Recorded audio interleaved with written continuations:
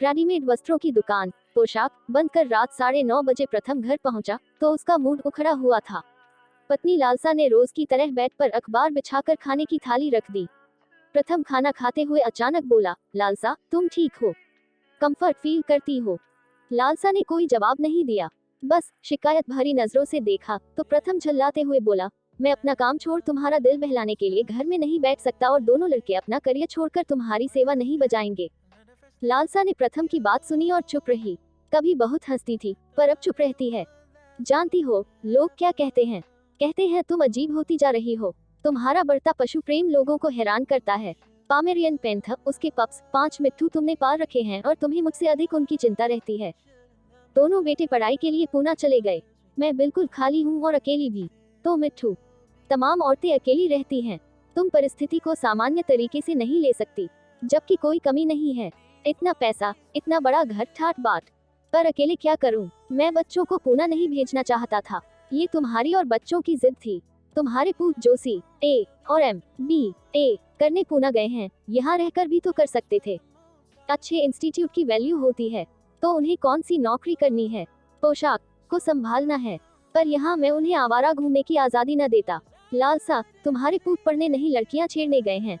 लड़कियाँ तो यहाँ भी छेड़ सकते थे। तुम्हारी ओर से हेल्पलाइन खुली हो तो यही करेंगे। पूना की हवा खाकर वे यहाँ रहने नहीं आएंगे। मैंने इतनी मेहनत से काम जमाया, वो खत्म समझो। उनकी अपनी जिंदगी है जिसे वे अपने तरीके से जीना चाहते हैं, पर तुम मुझे नहीं जीने दे रही हो। लोग कहते हैं तुम इतनी चुप रहने लगी हो, जो विचित्र बात है। शशिधर ने तो यहाँ तक कह दिया कि प्रथम परिस्थिति को टालो मत, क्लिनिकल साइकोलॉजिस्ट से सलाह लो। लालसा को लगता है कि यदि मनोचिकित्सक से परामर्श न लिया गया तो वह किसी मानसिक बीमारी से पीड़ित हो जाएगी। संभव है कि शॉक थेरेपी से भी गुजरना पड़े। एकांत और गहरी खामोशी में समय बिताते हुए लगता है जल्दी ही मर जाएगी। अचानक घबरा कर लालसा बोली, मुझे सलाह की जरूरत नहीं है। कल तुम्हें मनोचिकित्सक के पास चलना है। लगभग आत्मविस्मृति की दशा में लालसा क्लिनिक पहुंची, लेकिन उसे उपेक्षित छोड़ मनोचिकित्सक प्रथम से बोले, प्रथम जी आप क्या काम करते हैं? गटी चौक में पोशाक गारमेंट्स है, वह मेरा है। फिर तो आप बहुत व्यस्त रहते होंगे। सुबह 9 से रात 9 तक। परिवार में और कौन है? 2 बेटे हैं, बाहर पढ़ते हैं। कुछ अनुमान है? लालसाजी कब से खामोश रहने लगी हैं। बिल्कुल अनुमान नहीं है। कभी जानना चाहा कि ये अपने एकांत और अकेलेपन से कैसे जूझती हैं। ये जानने के लिए मैं घर में बैठा नहीं रहता। यदि बता पाएं तो बताएं कि ये अपना समय किस तरह बिताती हैं। प्रथम ने बुरा सा मुंह बनाया। लालसा ने कई कुत्ते और तोते पाल रखे हैं। समझिए, दिन भर कुत्तों को नहलाने, कंघी करने, खिलाने में लगी रहती हैं। तोते दिन भर खाते, बीट करते और लड़ते हैं। तोतों को ठीक दोपहर 3 बजे चाय और बिस्किट चाहिए। देर हो तो उन्हें चाय और बिस्किट बोलना आता है। ये चाय में बिस्किट भिगोकर उन्हें खिलाती हैं। ठंड में स्वेटर पहनाती हैं। तोतों के पिंजरे को शॉल से ढकती हैं। आपने कभी इनसे पूछा कि ये किस खालीपन को भरने के लिए ऐसा करती हैं? प्रथम भड़क गया। मरीज में नहीं लालसा है, जो पूछना है इनसे पूछें। मनोचिकित्सक ठठाकर हंसे, मेरे मरीज पहली बैठक में कुछ नहीं बताते। कुछ बैठकों के बाद लालसा जी कुछ कहने लायक हो जाएंगी, तब इनसे पूछूंगा। आपसे जो पूछ रहा हूँ वह इनसे ही संबंधित है। देखिए, मनोरोग ऐसी दशा है जिसमें परिवार के सदस्यों का भी हाथ होता है, बल्कि उनका ही हाथ होता है। सदस्य खुद को बदले तो मनोरोगियों में भी बदलाव आने लगता है और वे ठीक हो जाते हैं। मतलब दोषी मैं हूँ। मैंने जनरल बात की है, बुरा न माने। शादी को कितने साल हो गए? 23। तब तो आप लालसाजी के स्वभाव, आदत, व्यवहार के बारे में सब कुछ जानते होंगे। प्रथम गड़बड़ा गया। व्यस्तता में कभी उसने लालसा की उपस्थिति को खास नोटिस ही नहीं किया। अक्सर होता है, इतने साल साथ रहने के बावजूद पति पत्नी एक दूसरे को भली प्रकार से नहीं समझ पाते हैं। छोटी छोटी इच्छाएं, उम्मीदें, अड़चने, जिनको हम नोटिस नहीं करते, एक दिन खतरनाक बन जाती हैं।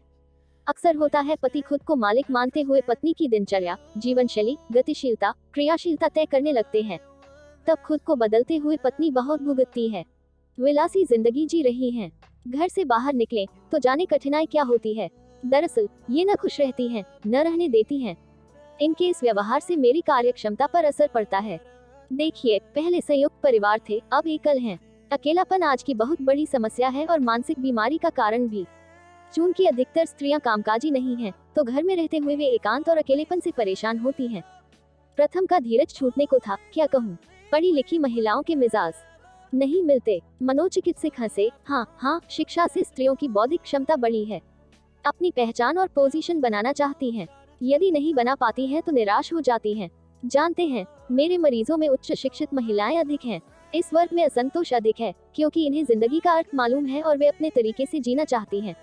नहीं जी पाती हैं, तब विद्रोही हो जाती हैं या मौन।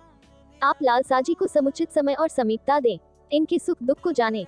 जवाब में प्रथम घड़ी देखने लगा, शॉप खुली छोड़कर आया हूँ। मनोचिकित्सक हंसे, आज इतना ही। लालसा जी, अगली बैठक में आपकी क्लास लूंगा। वापसी पर लालसा कुछ ताजगी महसूस कर रही थी। वह चाहती थी कि प्रथम से जवाब मांगा जाए।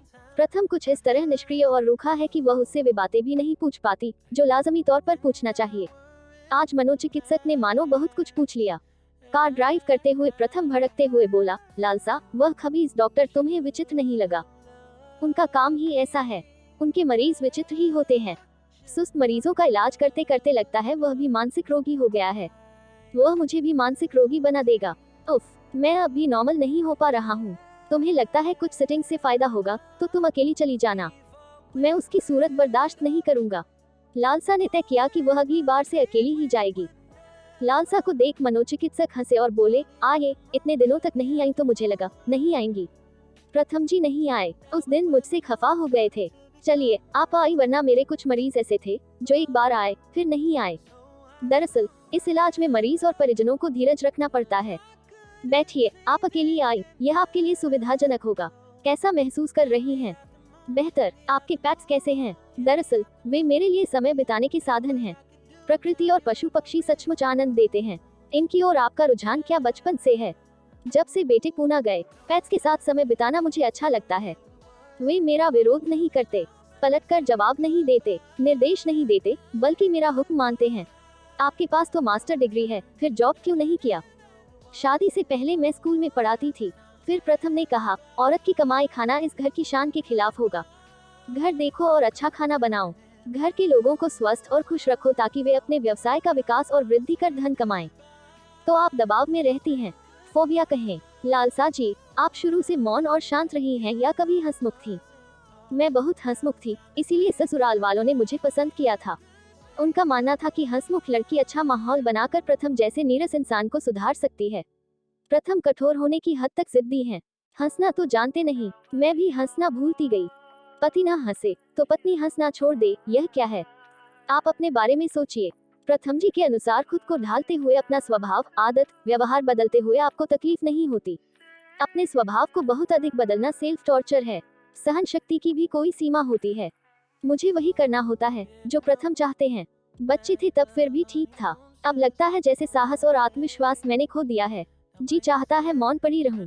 मुझे किसी की जरूरत महसूस नहीं होती, प्रथम जी की भी नहीं। नहीं, हम एक घर में रहते हैं पर एक दूसरे से बहुत दूर हैं।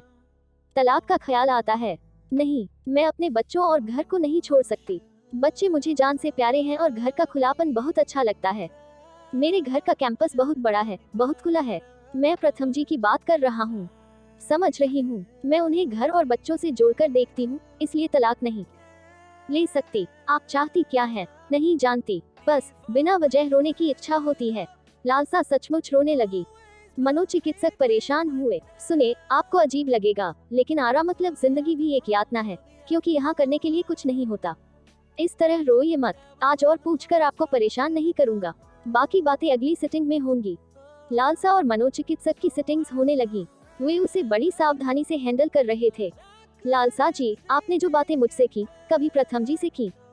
उनके पास वक्त नहीं है और रुचि भी नहीं। मुझे हैरानी हो रही है कि मैं आपसे वो सब कह गई जो किसी से न कह सकी। आपने हंसना कब छोड़ा? याद नहीं? याद कीजिए, पिछली बार कब हंसी थी? याद नहीं? आपको अपनी हंसी को वापस पाना है। हंसने के लिए तमाम लाफ्टर क्लब खुल रहे हैं। वहाँ सदस्यता लेकर लोग बनावटी हंसी हंसते हैं। आपको तो ईश्वर ने चीयरफुल बनाया है, लेकिन अफसोस होता है कि आपने अपना स्वभाव ही बदल लिया। आप अब तक कोई फैसला ले सकी या नहीं, लेकिन खुश रहने का फैसला आपको खुद लेना है। हंसमुख लोगों से मिलें, फोन पर बात करें, कोई न मिले तो मैं हूं न, कहकर मनोचिकित्सक हंसने लगे। लालसा ने निरीह भाव से देखा। किसी से मिलने की, बात करने की इच्छा नहीं होती। बोलना भूलती जा रही हूँ। भीड़ और शोर से घबराहट होने लगी है। बताया न, खुद पर विश्वास ही नहीं रहा। आप एकांत में अकेले रहते हुए बाहरी दुनिया से पूरी तरह कट गई हैं। आपको चेंज चाहिए। कुछ दिनों के लिए बेटों या माँ के पास चली जाएं। प्रथम कहीं नहीं जाने देते हैं, कहते हैं उन्हें खाने की दिक्कत होती है। दिन भर घर में ताला पड़ा रहे तो चोरी का खतरा। उन्हें घर ठीक से बंद करने का अभ्यास नहीं है। आप प्रथम जी की सहूलियत ही देखेंगी, जबकि वे इतना अधिक दखल देते हैं कि आप 2-4 दिन के लिए कहीं जा नहीं सकती। आपने अपनी भावनाओं को दबाते हुए इतना लंबा समय प्रथम जी के साथ गुजारा है, लेकिन अब खुद को सक्रिय रखने के लिए कुछ करें। कहते हैं स्त्री का जीवन 40 साल के बाद शुरू होता है। मतलब इस उम्र में महिलाएं प्रायः घरेलू जिम्मेदारियों से फ्री होती जाती हैं। पति की वह उम्र नहीं रहती कि पत्नी के आसपास डोलता रहे। तब पत्नी अचानक खुद को अकेली, पीड़ित, हताश, अनुपयोगी मान लेती है। ऐसा ही है, लेकिन मैं कहता हूँ खाली समय एक नियामत है, पैसे के लिए नहीं, बल्कि खुद को साबित करने के लिए कुछ रचनात्मक करना चाहिए। ट्यूशन, कोचिंग, समाज सेवा, पार्लर, बुटीक, नर्सरी। हाँ, नर्सरी। आपने बताया था कि आपके पास बड़ा परिसर है, लगभग 1 एकड़। देखभाल कौन करता है? कोई नहीं। पूरा कैंपस यूं ही पड़ा है। क्यों पड़ा है? आप अच्छा बगीचा तैयार कर सकती हैं। मैं कुछ नहीं कर सकती। करेगी। सुस्ती छोड़नी होगी। जानती है सुस्ती धीमी आत्महत्या है। जी, धीमी आत्महत्या। आपको पशु पक्षियों से प्रेम है, यानी प्रकृति से प्रेम है।